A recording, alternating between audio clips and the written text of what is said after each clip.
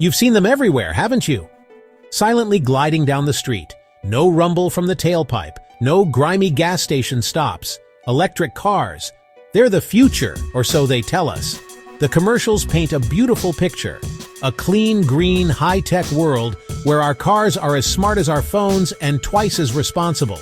We're promised a revolution that will save the planet, save us money, and deliver neck-snapping acceleration. It's a powerful promise, one that makes you consider trading in that old V8 for a battery and a plug. But you know, I've been around cars my whole life. I've seen trends come and go, from tail fins to turbochargers. The story is never as simple as the brochure makes it out to be. Behind every big promise, there's a whole lot of fine print. The reality of any machine, especially a modern car, is filled with trade-offs and challenges. It's not just about what happens when you press the accelerator. It's about where the power comes from, what happens when the battery gets old, and whether you can actually get where you're going without a 3-hour coffee break. So, let's pop the hood on this electric dream. Let's get past the marketing spin and talk about what it's really like to own and drive an electric vehicle in America today. This isn't about being for or against them. I love the innovation, the engineering, the sheer cleverness of it all. But it's about being honest. We're going to look at the myths, the realities, and the stuff they just don't tell you in those glossy ads. If you're thinking about making the switch, you deserve the whole story. The volts and amps, not just the highlight reel.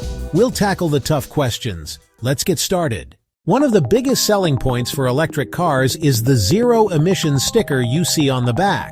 And it's true, when you're driving an EV, there's no exhaust. Your neighborhood air is definitely cleaner. You can even start your car in a closed garage, though I don't recommend making a habit of that. The car itself isn't burning anything, so it feels incredibly clean. But the story doesn't start when you get behind the wheel. It starts with how it's made and where its fuel comes from. In America, a big chunk of our grid, around 60% in 2023, still runs on fossil fuels, natural gas, and coal. So when you plug in at night, the emissions might just be happening far away. Then there's manufacturing, especially the battery, an energy-intensive business. Lithium, cobalt, and nickel take tremendous energy to mine and process. Producing a new EV can emit more upfront than a gas car. You drive it thousands of miles to pay back that carbon debt. It's paying the environmental cost up front.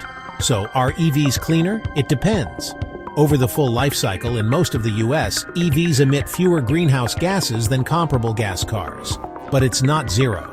The cleanliness of your EV is tied to your local power mix. Hydro or wind helps. Heavy coal reduces the benefit.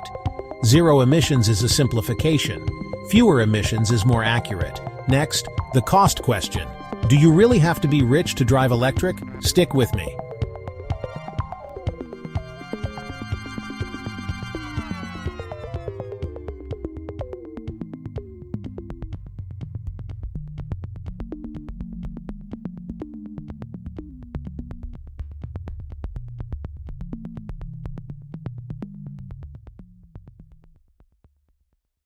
You see the headlines, you see the prices. A brand new luxury EV, Lucid Taycan, a top-line Model S, can run well over $100,000. It long felt like a club most families weren't invited to. But tech prices drop, cars are following suit. More affordable models are here, and more coming, bringing entry prices down. The used market is growing. First-gen Leaf or a used Bolt can rival a decent used gas sedan. Federal credits, sometimes up to $7,500 plus state rebates, can be game changers. There are rules on price caps, where it's built, and your income. But the savings are real. That sticker shock can come down fast. Electricity is usually cheaper than gas. Imagine filling up at home for $10 to $15 instead of $60 or $70. The savings add up, especially with a long commute. And maintenance? No oil changes, no spark plugs, no fan belts, no rusty exhausts. Think tires and washer fluid mostly. Higher up front can balance out over a few years thanks to lower running costs. Now, about range and charging in the real world.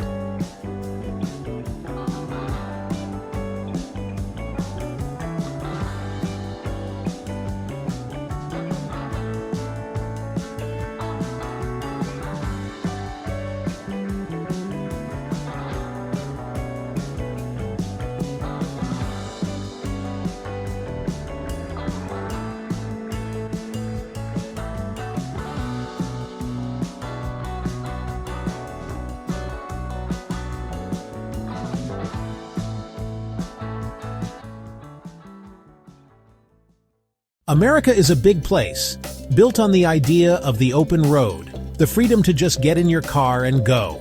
This is where range anxiety hits. The worry you'll run out of juice in the middle of nowhere.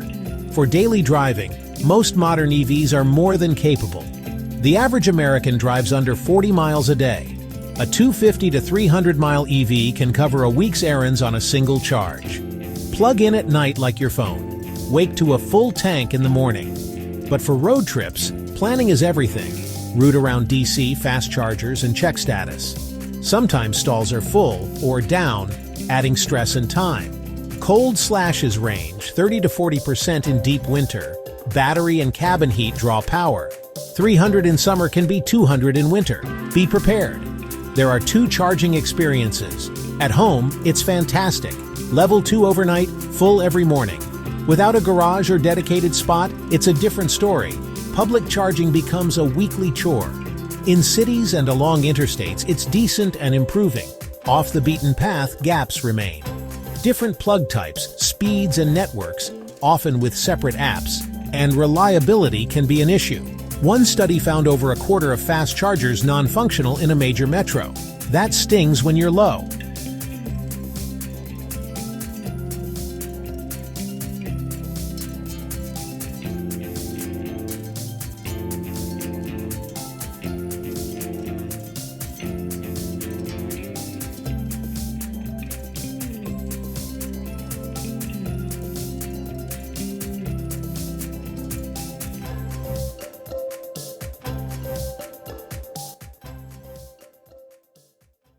One of the best-kept secrets of EV ownership is how little maintenance they need. Fewer moving parts, no oil, no exhaust, often no transmission fluid service. Rotate tires, swap cabin filter, top washer fluid. Region even saves your brakes. Batteries are warranted and designed to last. Many hold 80 to 90% after a decade. End of life? Recycling is scaling to recover materials and close the loop. Dave in Chicago loses about a third of his range below zero. But for most of the year, it's the best car he's owned. A family drove to Yellowstone, more planning, a hiccup at a broken charger, but quieter miles and hundreds saved on fuel. A contractor found towing and payload cut range too much for his schedule. Not one size fits all yet. Ask first, where will you charge? Home Level 2 makes ownership a breeze. Apartments require real planning. Track your miles, check cargo and car seats. Buy to fit your actual life, not the brochure.